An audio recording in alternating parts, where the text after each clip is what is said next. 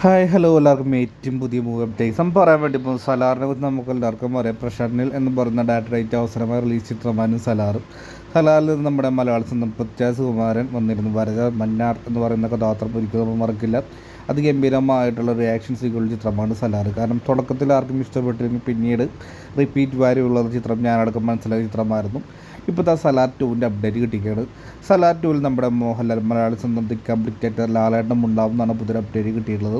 അപ്പോൾ സലാറിൻ്റെ ഷൂട്ടിംഗ് ഒക്കെ ഏകദേശം നടക്കുന്നുണ്ട്. പൃഥ്വിരാജിൻ്റെ പോർഷൻസ് ഒന്നും കഴിഞ്ഞിട്ടില്ല, കാരണം ആൾ എമ്പുരാൻ്റെ തിരക്കിലാണ്, ഇലിയത്ത് ബുദ്ധരൊക്കെ. അപ്പോൾ അതിന് ശേഷം സലാറിൻ്റെ ഷൂട്ടിംഗ് ഉടനെ ഉണ്ടാവുമെന്നൊക്കെ കേൾക്കുന്നുണ്ട്. ആളെ പോർഷൻസൊക്കെ അതിന് അപ്രോച്ചായിട്ട് ഈ സലാർ ടീമൊക്കെ നമ്മുടെ ലാലേട്ടനെ ചെന്നൈയിൽ പോയി വിസിറ്റ് ചെയ്തിരുന്നു. അതിൻ്റെ ഇതായിരിക്കും ഇതിൻ്റെ മ്യൂസിക് എന്നും കേൾക്കുന്നുണ്ട്.